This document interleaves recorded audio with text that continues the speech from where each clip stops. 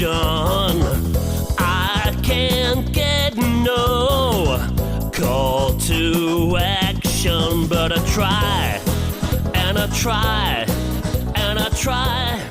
Hello and welcome to Call to Action, the go-to podcast for anyone trying to make sense of the world of marketing, business and beyond. In an industry that is a minefield of utter bollocks, we aim to capture our heroes and allies from the front line to have a chinwag with. It's like Pokemon Go, with the single but vital exception that it's not a short-term bandwagon of shite. It's brought to you by Gasp, and I'm Giles Edwards. This week, we filled a brief with emojis, rude doodles and quotes from the Goonies in order to earn a professional intervention from marketing's master of meaningful briefs, Howard Ibach.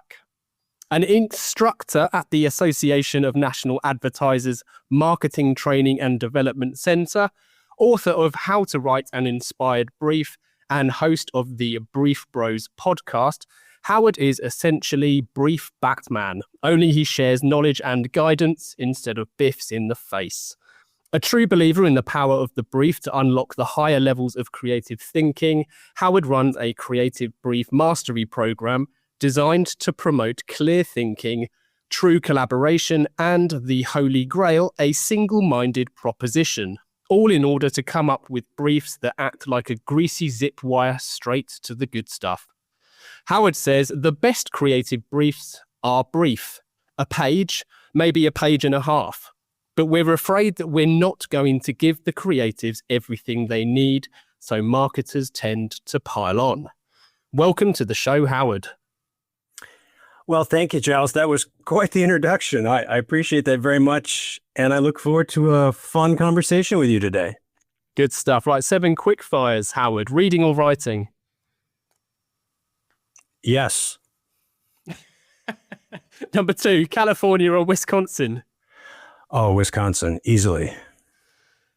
The Mario Brothers or the Brief Brothers? The Brief Brothers. and you forgot to mention Henry Gomez. He's my co-host and co-conspirator. So, well, hold that thought, Howard. Number 4, clear objectives or clear targeting? Clear objectives.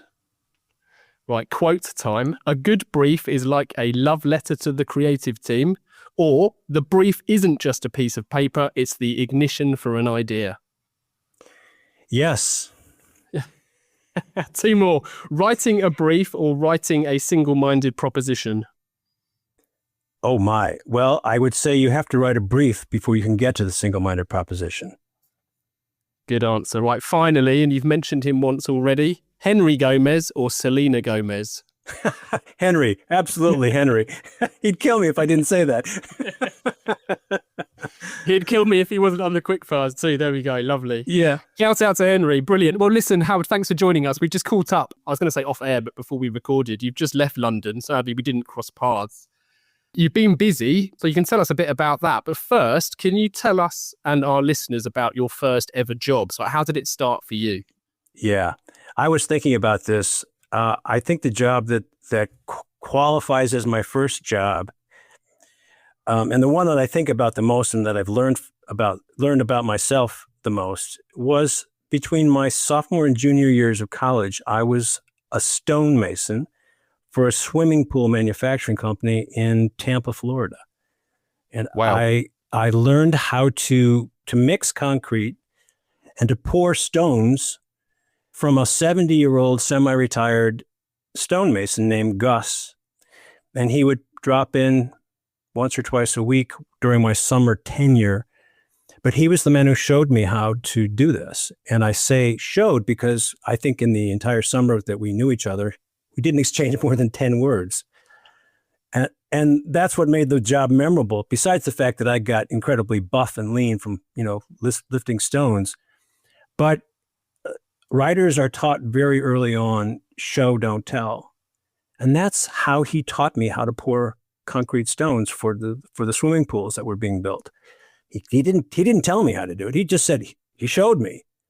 And I just paid attention and learned. And I didn't understand that lesson right away, but I look back on that now and say, here's a man who is not very articulate, but he knows how to do what he does. And I've never forgotten that. So that was a job I'll never forget. Wow. Was it just that Gus wasn't really a talker? No, in the dictionary next to the word reticent is his picture. Was he a reluctant teacher, was he? No, I think he was happy to teach. He just wasn't loquacious. He would rather just say, watch what I do, rather than try to explain it. He didn't have the vocabulary to explain what he was doing, so he just showed me. And I was visual enough to follow along, and I asked questions and he would answer, and I had to pour 100 stones every day, and they were various sizes, but there were little frames that he had built over the course of the years, and he showed me how to mix the concrete and pour the stones. And I didn't realize how much concrete powder could transfer to my clothes and into my car and into my apartment as I did that summer. Like I said, I got really buff and lean from all that lifting. Yeah, no, I doubt there's many unfit stonemasons. I mean, No. maybe there's stonemasons with bad habits. But I don't know. I'm not going to speculate. How does one become a stonemason, and how did you end up being one, albeit temporarily, I assume? My uncle was a senior lawyer for the Shriners Organization, which is a nonprofit over here in the States that works to build hospitals for children. And I think the owner of this pool company was a big donor to the Shriners, and my uncle helped me get a job there. I just needed a summer job. They were going to send me out with their crew of these, 6'4" big hulking young men who actually dig the holes in the ground and build the pools.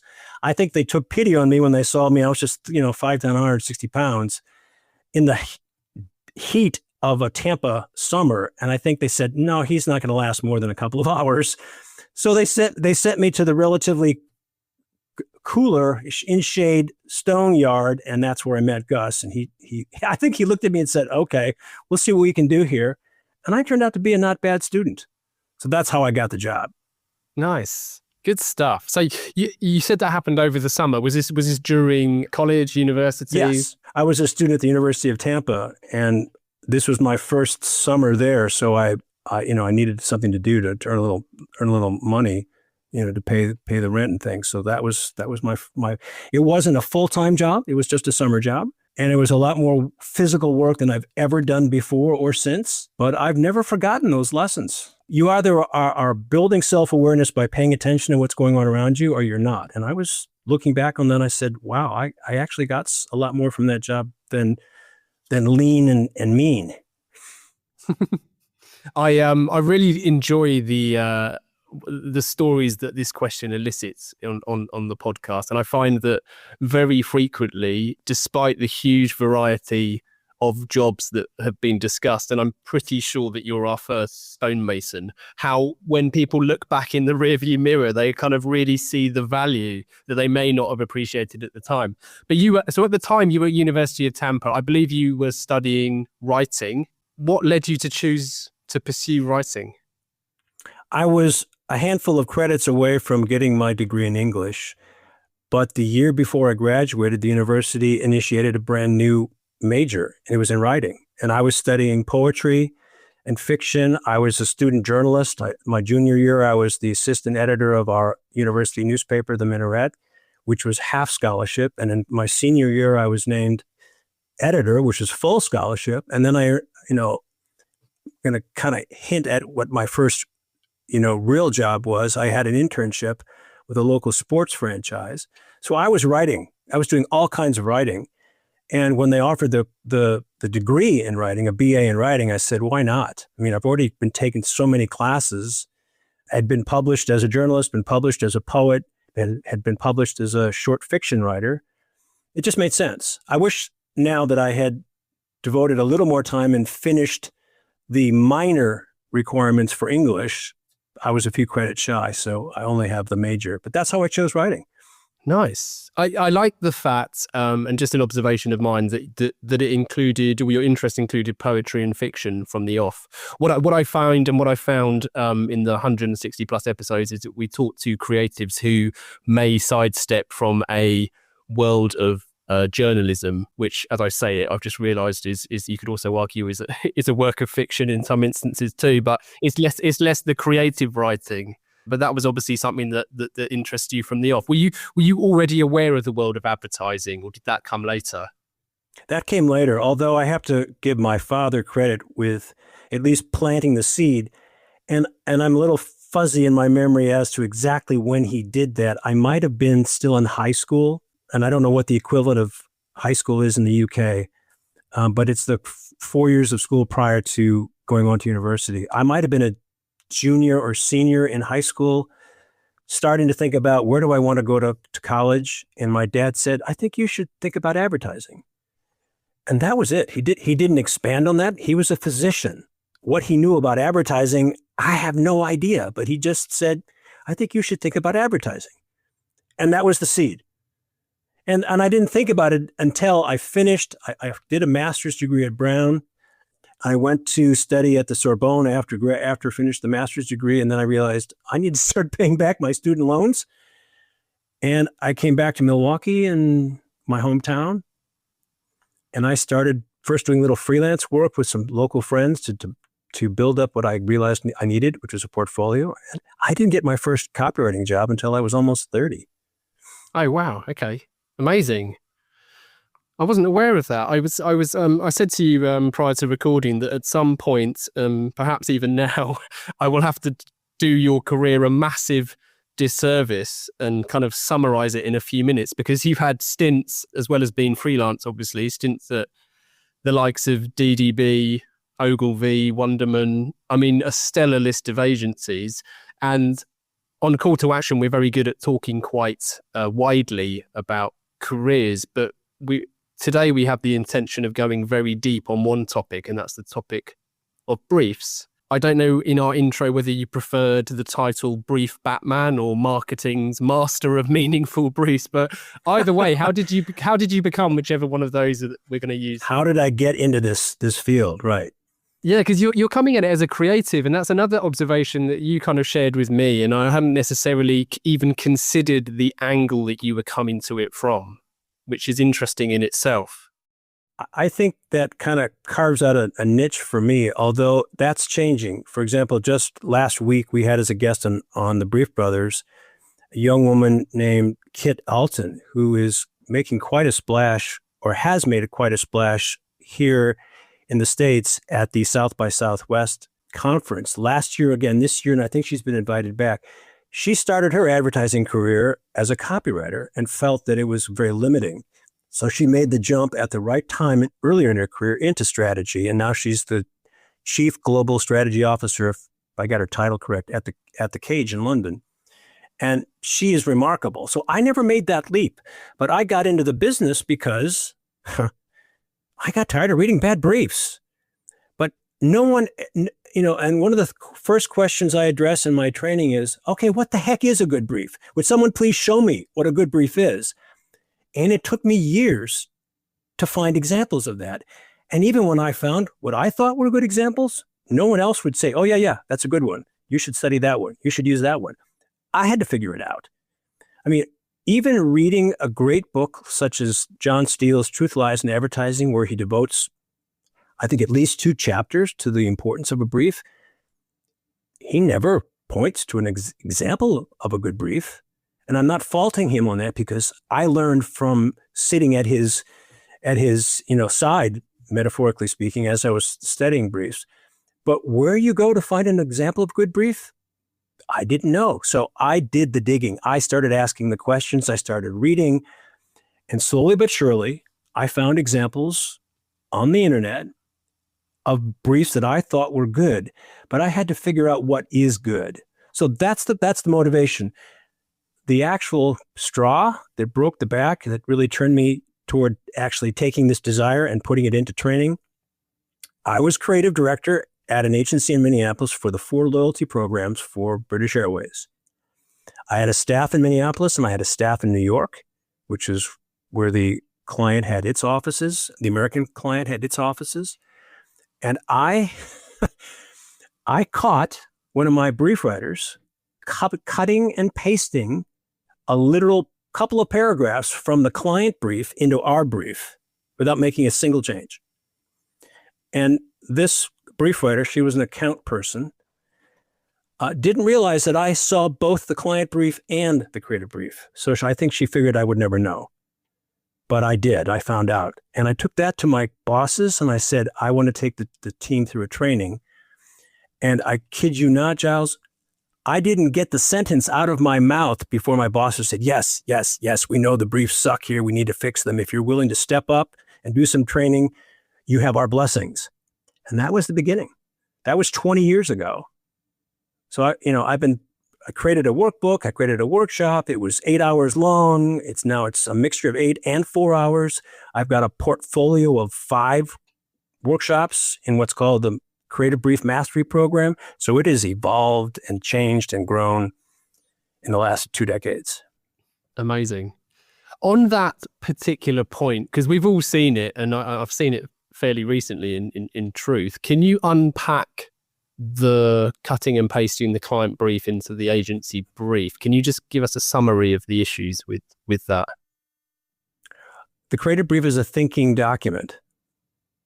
It's not a form to fill out. A form is like an application for a driver's license or a job application. Every question you know the answer to before you even start. A creative brief is designed to force you to think. You don't know the answer to the questions. There might be 1 or 2, like what is the tone of voice? And that's a brand issue. So you should go to your brand guidelines and cut and paste the brand guidelines indication of what the tone of voice is and cut that into the brief. Otherwise, everything else is new. Who are we talking to? What's the problem we're trying to solve? What's the one thing we're trying to say? And a lot of times brief writers will say, well, we already know our audience. Or just cut and paste the persona. And I say, well, wait a minute.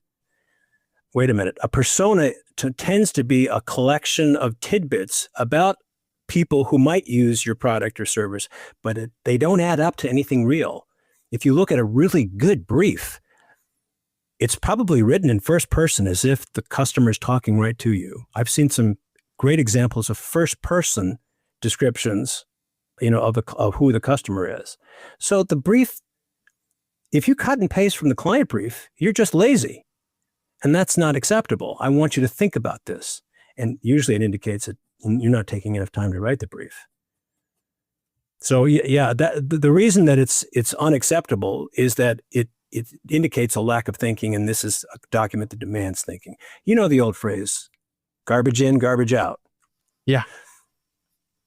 That's how it begins. Yeah, I think that was Paul Arden, wasn't it? It's one of his quotes. Lovely. Yeah, exactly. I unfairly asked you to choose between a Dave Trott quote and a Rosie Arnold quote in the quick fires. I don't think I'd really appreciated how long the quotes were as well, and the irony of it being a quick fire. But the quote from Rosie Arnold, which just to repeat is that it's the ignition for an idea, is I've always favoured that myself, and I accept there's an amount of subjectivity at play there, but the idea that it's something that ignites an idea, so it has to have thinking. I really love the word idea, because too many times a creative brief is written to address or to prescribe tactics. And my thinking is idea first, tactic second. It doesn't end up being that way, because in our world today, media has been separated from the creative process. And so media is often purchased well in advance of any project being briefed, which to me is backwards. It's totally backwards. I mean, why are you buying TV time when, many products know that they're going to use TV, they're going to create a TV campaign or whatever the media might be. But is there room for the creatives to recommend some other tactic that the idea fits ideally with? I don't know if that's a reality these days, but its idea has to come first. I couldn't agree more. And I've seen evidence that the kind of media and creativity are being recoupled, if you like. The best soundbite I've heard, unsurprisingly, from Rory Sutherland about the decoupling of media and creativity is something along the lines of, it's like cutting up a Sudoku square and asking separate people to solve it. Yeah, that's great. I love that. I love that. That's perfect. Time, weather, and... We interrupt this podcast to announce that we will never interrupt this podcast with ads. Ads that awkwardly nudge you to contact the pod's host, Giles Edwards. Only last week, some pod listening companies did just that, calling for guidance on building a funnel. But we're not asking you to do that. Nope. Anyway, Back to the show. My first sort of proper paid weekly job was a holiday job as a student, which was driving a forklift truck at the Ribena factory. Call to action, episode 11, with the one and only Rory Sutherland. Not what we were looking for, but hang on a minute. There we go. Your issues with the brief, it's something that I think, certainly in the UK, I don't know if it's true of the US, has started to become more of a conversation. And there's a huge disparity between, unsurprisingly, I suppose, between how good people think they are and how good people who receive the briefs think they are, especially if we're looking at a kind of client or brand and agency viewpoint. Do you think, because you would never copy a client's brief into an agency's brief, do you think there's actually two problems there? As in, maybe the client doesn't understand or the brand doesn't understand how to write a great brief, but almost that becomes less relevant if the agency isn't creating their own brief? The vast majority, I would say 99.9% of the training that I do is with marketers, not with agencies, which is not what I expected when I first launched my training. But that's what it's evolved into. Marketers want to know how to write this document. They know that the document needs to be inspiring, needs to be concise, needs to like plant a flag and own something. And so they want to know how this is done, even though they have so many other things on their plate besides writing a brief. Whereas a strategist or an account planner, and it's not all that they do is write a brief, but everything that they do is aimed at supporting the brief or working with their direct reports. So I have to take that in mind when I do training, that you as a marketer have so many other things to do besides write a brief. And you may write a fraction of the number of briefs that a strategist writes. So they still want to know how to do this. And that's the way I go about training, which is why I really promote and push collaboration. And when I say collaboration, I mean, marketer, get yourself a writing buddy. Sit down and write with someone else, just the way an art director and a copywriter team up to form a creative team, which was introduced by Bill Bernbach back in the 50s. It created the revolution we call the golden age of advertising. There are other things I'm sure that contributed to it, but putting two heads together was brilliant. And we look back on it now and say, well, what else? I mean, how else could we have done it? Well, we didn't do it that way. So we need to do that kind of thing when you're writing a creative brief. Two heads are better than one. That's something that's easily facilitated in the culture of most companies. They can sit down with another marketer, and then I add to that, I say, you need to loop in a creative. You need to get a creative involved in the process because we have skin in the game. This is our document. Too many times I hear marketers say, well, yes, I collaborate. I write a draft of the brief and then I send it out for comments. And I say, well, that's not collaboration. That's masochism, because you're now waiting to hear from not your peers, but your seniors. Whose comments are you going to take more seriously? Your peers or your boss? And then, well, they almost always say, oh yeah, I'm going to wait to hear what my boss has to say. And then my response is, well, now you've just changed the audience for the brief. It's not creatives, it's your boss. It's your boss, yeah. So get the creative involved, because and that could be your creative director. It could be, a copywriter that you work with. The creatives need to see this in advance. And that's one of the lessons I learned from Henry Gomez, my podcast buddy. One of the first things he does at a new job, if he's started at a new agency, is to start to build that relationship with his creative director. He wants to make sure that the creative director buys off on his early drafts of a brief. He will never spring a brief on the creatives at a kickoff. They've got to see what it's all about in advance. The same is true for marketers, but they don't do it that way. So that's a culture change that my training is designed to change. Can you talk on the kind of disconnect between clients and agencies when it comes to how clear a brief actually is? Because one of the key findings of the Better Briefs work, which I know you're familiar with, was that 78% of marketers believe they are good at writing briefs and only 5% of creative agencies agree. Wow, if I knew the answer to that, I'd be rich beyond the dreams of avarice. But I think it reveals how siloed brief writing has become. If you write the document all by yourself, how the heck do you know if it's any good? If the only feedback you get are from other marketers, how the heck do you know if it's any good? I mean, I have done hundreds of workshops in the years that I've been doing this training, obviously a lot more in the last 8 years for the ANA. And they are major brands, and they all have the same laments. How do we know what a good brief is? How do I know if the creatives are, do you even know when a creative likes your brief? Have you ever asked your creatives what they think of your briefs? It's a delicate subject, and it might be a little scary. So the fact that there's no conversation, and this survey that Matt and Peter Paul did opened all of our eyes. I think creatives knew this all along, but here's evidence to back it up. So I think the first thing is to acknowledge that if you are a marketer writing a brief, your brief is going to get changed. No matter how brilliant your brief is, it goes to the agency, they're going to write their own brief. And that's just the way of the world. And maybe that brief will be shared with you, maybe it won't.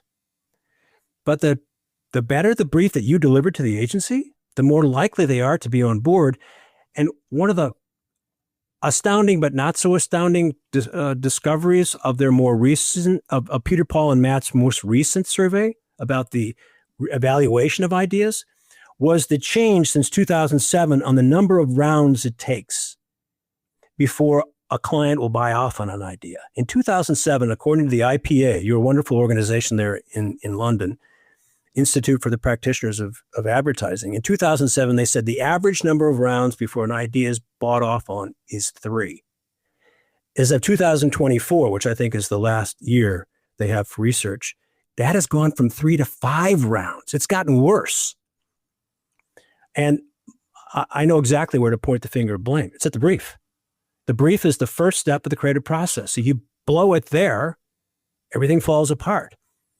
So the agencies and the creatives need to get closer together, and that's with a tighter brief. So I'm happy to contribute to helping marketers write tighter briefs. And I hope that, baby steps moves the needle a little bit toward giving agencies what they need in terms of the starting point for their creative brief. It is the first step in the creative process. It's not part of strategy. It's the first step of the creative process. I'm raiding my memory bank here, which is always prone to failure. But I know you're familiar with Vicky Ross. He's a big friend of ours. Yes. Her brother Adam was on the podcast a few months ago. Adam works in Sydney at Coca-Cola, and he taught brilliantly on the briefing process or their creative process, more broadly speaking. And I think he said the brief is the first expression of the creative idea or the creative strategy, which I thought was a really nice articulation. That's what Sir John Haggerty said. I mean, John Steele quoted Sir John 97, 96, whenever that book came out, a long time ago. And I've used that as a measuring stick for judging a brief. Sir John Haggerty said, I take the proposition, the single-minded proposition, or whatever you want to call it, on the brief. I write that down on a piece of blank paper, and I put a picture of the product above or below that, and then I stick that on the wall. And then I ask myself, okay, is this a good ad? I don't need it to be a great ad. It just needs to be a good ad. And if it's a good ad, if I can say, yeah, that's not bad. Number one, I've got a good brief. And number two, I know what my job is to make that ad better. So that's a great test to determine whether you have the beginnings of a brief. The best definition of creative brief I've ever heard came from a marketer. And I got this when I was doing a training. He said, a creative brief is the emotional translation of the strategy. There's just one little problem with that. And Peter Paul and Matt revealed this in their first survey. 60% of marketers admitted that they use the creative process to figure out the strategy. So if you haven't got a strategy, how do you write a brief? I don't have an answer to that one yet, but I love that definition. It's the emotional translation of the strategy if you've got a strategy. Yeah. Yeah, I think we're quite lucky here because we really sweat the briefs here because we work with a whole roster of writers, and I happen to know of at least 2 who won't work with most other agencies because of the quality of their briefs. Whereas because we really sweat them, we're kind of fortunate enough to partner with them. But we do wrestle with them. I'd be lying if I said we didn't. I want to plug the Creative Brief Archive that you started. Can you just tell our listeners a little bit about what that is and how they can get involved? Yes, it's an absolutely free resource that I started on my website, creativebriefworkshops.com.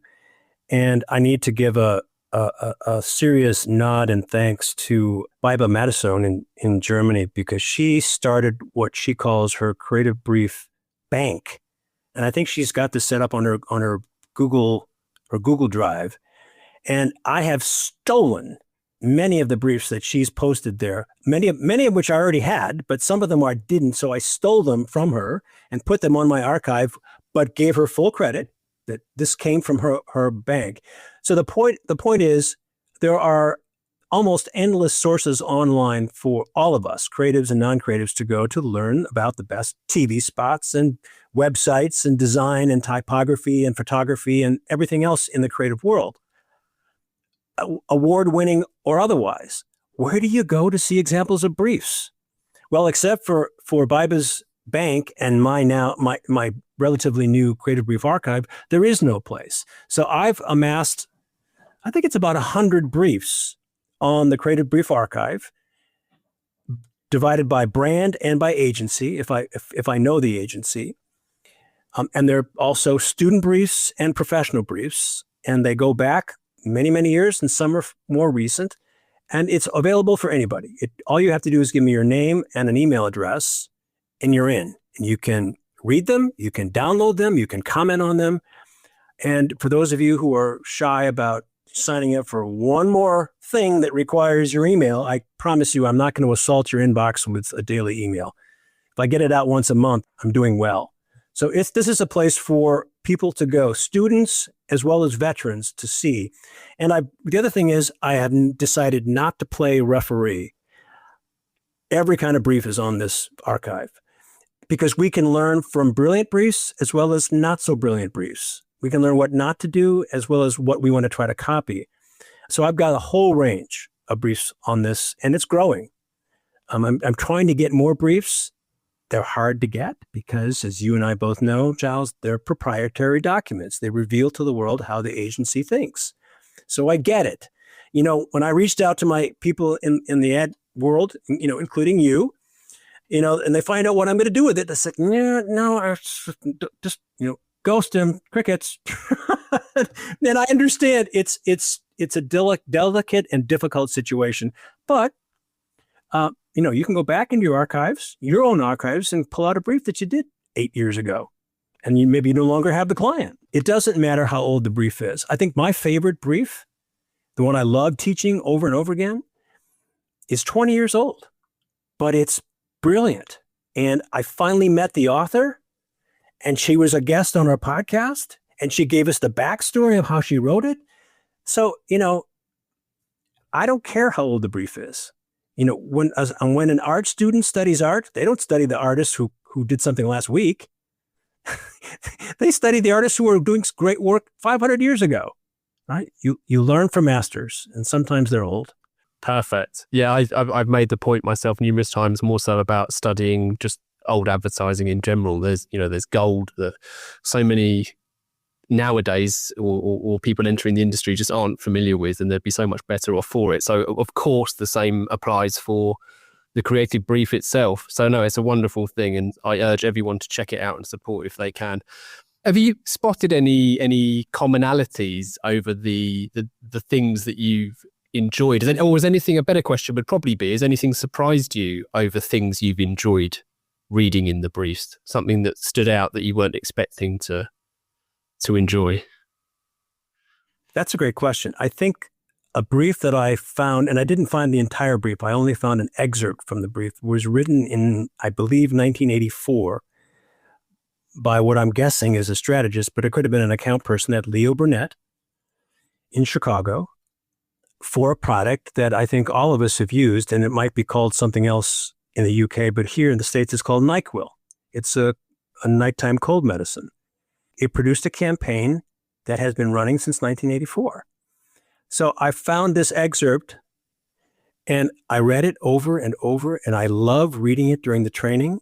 I love including it in the workbook that I create, because when you think about a typical brief describing who our customer is, what do you typically see? What do you visualize? I see bullet points.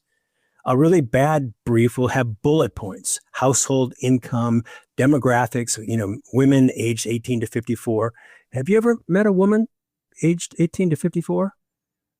I have no idea what they look like. It's normally more specific, right? Yeah, I mean, Howard Gossage was famous for having said, "I don't know how to write an ad for everybody, but I can write an ad for somebody." There's a lesson. So the typical description of a customer on a creative brief is a series of bullet points that add up to nothing. But here on this NyQuil brief, the first two words for the NyQuil brief were cold sufferers. That's who the target audience is. And then the brief writer went on to describe not who it is, but what happens when you get a cold. And it is laugh out loud funny. And it is a perfect example of creative writing, and you know it's not first draft. And the other thing is, it's not just a paragraph. It's 3 paragraphs. 3 paragraphs of what happens to a human being when we get a cold. Because, you think about it, who doesn't get a cold? We all do. So the brief writer said, I don't need to describe the demographics, even the psychographics. Just describe what happens. And this, to me, is a classic example of what Henry Gomez has told me many, many times. He says, when I write a target description for my briefs, I try to create a word picture such that it becomes a costume that the creatives can slip on and see the world through the eyes of that customer. Wow. If you can't do that, you think bullet points are going to accomplish that? No. Just write a paragraph. Be descriptive. As F. Scott Fitzgerald said, character is action. So describe what is happening when you get a cold. It's brilliant. And I think it opens lots and lots of eyes when I show that description in a workshop. And I say, well, can you write like that? And you get this deer in the headlights look in a lot of people. And I say, just nod your head and say yes, because you can, especially if you have a writing buddy who will help you. Yeah, I love it. I'm going to go to listener questions, Howard, because there's one question in particular that kind of nods to this perfectly. So asking the general public for their opinion, be it on Brexit or boat names, is notoriously fraught with danger. We've had a few in. I'm going to start with Richard, who says, is there such a thing as the perfect brief template? If so, where can I get it? I don't really care about templates. And I hear this all the time. I heard this from agencies say, there's something wrong with our template. We need to fix our template. I say, there's nothing wrong with your template. You just are writing bad answers to the questions. Fix your answers. Don't fix the template. Brilliant response. I mean, I was thinking exactly that with your describing what happens when you get a cold. That's not going to fit in every brief template. Yeah, So there's your point. Crispin Porter Bogusky had a format that I don't think any other agency could replicate. Unless you were inculcated in their philosophy of brief writing, if you look at their briefs and they're on the Creative Brief Archive, you're going to scratch your head and say, okay, how would I go about answering these briefs? And then there's the famous get, to, how, by. That's a very sophisticated kind of format. And only the most astute and experienced brief writers can do it well, which is why I don't teach it. I'm not teaching marketers how to use that format because it'll just baffle them. Right? So don't worry about the template. Every template asks the same basic 4, 5, 8 questions. Focus on practicing writing better answers. That's what the creators want. Yeah, I love that. I love that focus on answers. I think you put a similar question to me when I had the pleasure of talking to you and Henry on the Brief Bros. And it was more of a case of just not thinking I could write a better brief template than already existed. We had, funny enough, it was another Richard. We had Rich Huntington of Saatchi & Saatchi on a few years ago now. And I remember we spoke about brief templates. And I remember he made the point, he used to believe in just having what he called a naked brief. So there was no kind of set headers or something. But he said that actually became more of a problem than not. But I think it kind of echoes your point about just making sure the answers are good enough.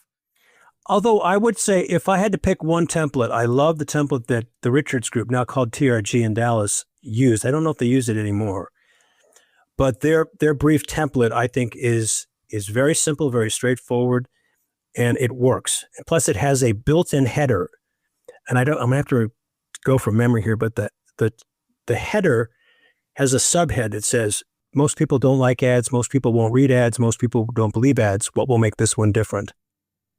Yeah, love it. So that's like throwing the gauntlet down to the brief writer. It's a little intimidating, but I like it. Yeah. It gives you a big shake before you start writing. Exactly. Love it.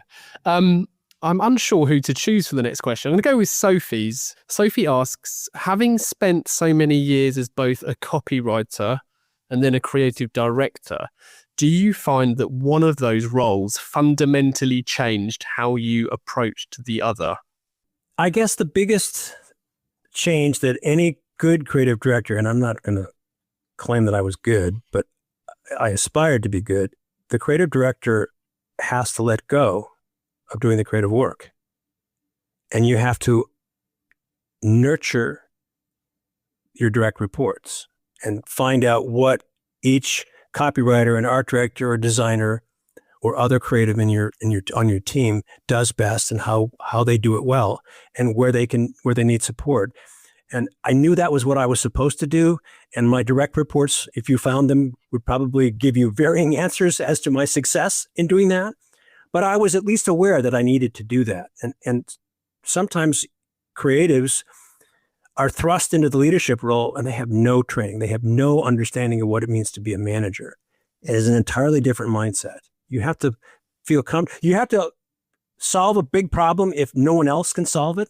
You have to be the go-to person to crack that egg if you have to. So you can't give it up completely. But you have to say, I'm going to trust you guys to do the work, and I will nudge and pull you back when you need to be pulled back, and try to handle the human side of things. And we've talked about that a little bit on our podcast. There's more of that training available today, but there was none when I was, a creative director. Yeah, I feel very seen there in terms of a creative thrust into a leadership role. Very seen indeed. The final part of the interview then, Howard, is our 4 pertinent posers that we put to all of our guests, starting with, what advice would you give to your younger self, apart from don't try and chat to Gus? I don't know if this directly relates to advertising, but I think as a writer, and I knew I was a writer as young as, age 9, my advice to myself would be start writing in your journal sooner and commit to it daily. I've been a journal writer now for the last 10, 12 years, committed. I wish I had started and stuck with it sooner. Wow. I know another journal writer, a good friend of mine, and I think he's only about 2 or 3 years in, and I know he'd echo that point. Can you unpack that just a tad more? Like, how much do you write, and what do you think you get out of it most? Well, I start my day with it. I get up and brush my teeth and feed the cat, and then I sit down. The first thing I do, I don't even look at my phone. That's not the first thing I look at. I open up my journal and I start writing. Now, it could be 2 sentences, or it could be 3 pages. It just depends on what I'm talking about, and it has to do with, this is what I did yesterday, because it's the next morning, and I'm talking about what happened the day before, or I could be talking about what I plan to do that day. Some of it is very self-reflective and talking about the challenges that I'm facing with my current writing projects or the training I'm about to do. And some of it is about, personal stuff, but it is a discipline that I found really sets the tone for my day, because I'm jotting down what's happened. And it has benefited me in many ways. I published a memoir a year and a half ago, and I've just discovered that whereas I fantasized about being a novelist when I was much younger, I realized that I'm much better at talking about a world that I know rather than creating a world from scratch. So memoir has become something that has really excited me. And there's nothing like flipping back in an old journal and discovering something you had forgotten. If you hadn't written it down, you would have forgotten this. We can't keep that much stuff in our brains. So when you discover something and you say, oh my goodness, I completely forgot that I was thinking this, or I felt this, or this happened, that becomes fodder for your next, project. So that's, I think, one of the key benefits of journaling. Nice. Do you feel like your brain has improved? I feel like I might need to explain that. One of the points that I recall coming up a few times on the podcast is how, the link between writing and thinking, and how writing really helps your brain just kind of not just process information, but become better at exploring thoughts and ideas, whether that's for kind of self-help and therapy or just developing a creative idea. Is that something that you've observed? I'll quote Flannery O'Connor to answer that question, and I'm going to paraphrase because I like my version of it better than hers. But she said essentially, I write because I don't know what I think until I read what I've written. Wow. That's beautiful. I've never heard that. Yeah. That's beautiful. Mm-hmm. And that's essentially what, I have these thoughts in my head, or I have these feelings in my head, or I have something in my head that's bugging me, and I don't know exactly what it is until I get it down on paper. And then, as any writer will tell you, getting it down on paper is the easy part. The hard part is then, okay, now what do I do with it? How do I shape it? How do I cut it, cull it, revise it, improve it? The real work begins once you have something down on paper. You can't revise a blank page. Yeah, love it. Number 2, Howard, if you could banish one thing from the industry, what would it be and why? Purpose advertising. Bingo. It has absolutely nothing to do with why we're supposed to be in this industry. I often ask, young people who come on the podcast who are either still in school developing their portfolios or are recently graduated and maybe have their first internship or their first job. I say, if you're not comfortable selling Pop-Tarts or Band-Aids or hygiene products, you need to find a different line of work, because that's what we do. We sell mundane stuff and we make it fun. So if all you care about is changing the world by focusing on social justice, bless your heart, we have lots of nonprofits that can help you do that. But the advertising business, while that does happen, it's rare. So get good at selling widgets, because that's what we do. So purpose advertising has been this total distraction. And I think it reveals how many people in our industry are kind of, they don't like being salespeople for widgets. They're kind of embarrassed. So they need to do something that fits their image of themselves. And I'm completely comfortable. Some of the earliest projects or clients that I worked on in the beginning of my career, I was selling stuff that I don't use this stuff, but I got to figure out a way to do it. And that requires, among other things, it requires empathy. Can you walk a mile in another person's shoes? You can't sell them something if you can't do that. Yeah. Brilliant. Well said. Number 3, is there are there any books that you would recommend? We'll link to How to Write an Inspired Creative Brief and How to Write a Single-Minded Proposition, of course. Thank you. Are there any others you'd add to the mix? My buddy Cameron Day has 3 books out. It's a series. It's called The Advertising Survival Guide, and there are 3 parts to it. The first one is, I'm going to grab it from my bookshelf. It's called Chew with Your Mind Open. And it's about the beginning of your career, how to manage the early parts of your advertising career. And Cameron Day, as you may know, is a creative director and creative leader and creative thought leader. The second one is called Spit and Chiclets, Managing the Messy Middle Years. And the third one is called Stones and Sticks, Stage 3, the highest altitudes of your career. He's been a guest on our podcast. He's an amazing gentleman.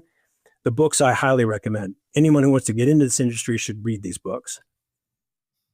Brilliant. We've had Cameron on, actually, and I can't think of him without thinking of his beautiful is probably the wrong word, his hilarious sushi story where he came close to bringing down a plane. But I'll leave that to people's imagination. Yeah, I'll have to call him on that, because when I lived in Austin. Oh, please do, Howard. It's one of the best anecdotes you'll ever hear. When I lived in Austin, we used to have lunch once a month because we lived just down the road from each other, and and I'm getting ready to move back to Austin here pretty soon, so I'm looking forward to reconnecting with my old buddy Cam. Oh, amazing! Well, we'll link to Cam's books too, so that's a brilliant recommendation. And then number 4 is we always dedicate every episode to someone. And we ask our guests to give the reason why. So would you dedicate this episode? I'm going to dedicate this show to Tom Jordan. He is the retired Chief Creative Officer of Hoffman York and the first creative director who really challenged me and for whom I won some early awards in my advertising career, but mostly because of the couple pieces of advice that he gave me that I have never forgotten. And he is probably not the originator of this advice, but the way he said it, I always give him credit for. The first one is kind of obvious. We all know this in the advertising world. A good idea because it must first be invasive before it can be persuasive. In other words, you have to get their attention before you can sell them anything. But the way he phrased it, it's like, yeah, I'm not going to forget that. Invasive first, persuasive second. But the one that I really think about, and Henry and I have talked about this one on our podcast, was Tom used to say to us, and we'd sit down and there would be idle times at the agency back in Milwaukee when I was first starting out, and he would give us assignments to work on ideas for ads that hadn't been done before. And so he would say to us, remember, draw the circle, but don't complete it. Trust the audience to figure things out. And if you do that, they will respect you. They'll respond to that kind of an approach. And I've never forgotten that. Too many times we see ads out there that hit you over the head with lack of subtlety because they're afraid that you won't get it. And that's not how good advertising works. So I'm dedicating this to Tom. He's retired. I've tried to reach out to him, but I think he's just happy doing his own thing these days. Still living in Wisconsin, but I've never forgotten him. He's one of those creative directors who was a good teacher, whether he knew it or not. And that's who I'm dedicating the show to. Amazing. What a great recommendation. This episode is very, very proudly dedicated to Tom Jordan. That's amazing. As a final call to action, if you're listening to this, you'll find links to all of the books discussed, to Howard's books, to the Brief Bros, which he heads up with Henry. Please do check those out. And the Creative Brief Archive, which I am adamant that I will contribute to as soon as I am able. How else can our listeners get more Howard? Well, I am on LinkedIn, so you can find me there, and I post pretty regularly. Obviously, every week we add a link to our podcast.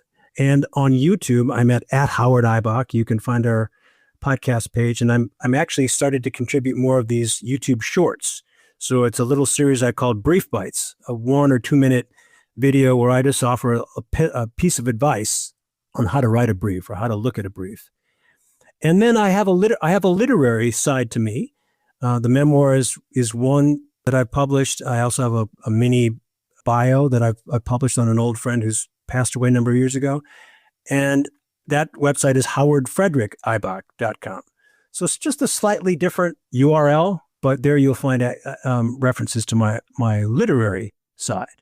Awesome. Fantastic. We'll link to that too. So listen, Howard, I knew I'd enjoy this and I have. So thank you so much. My pleasure. This has been a lot of fun. Good talking to you again, Giles. Finally, thank you to everyone listening. If you've enjoyed the episode, please do share and review the pod. Keep your questions and guest requests coming in.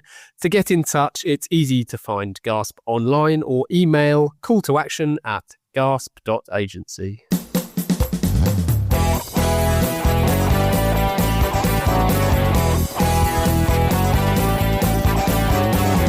I can't get no call to action. I can't get no call to action, but I try, and I try, and I try, and I try. I can't get no call to action. Oh, I can't get no call to action.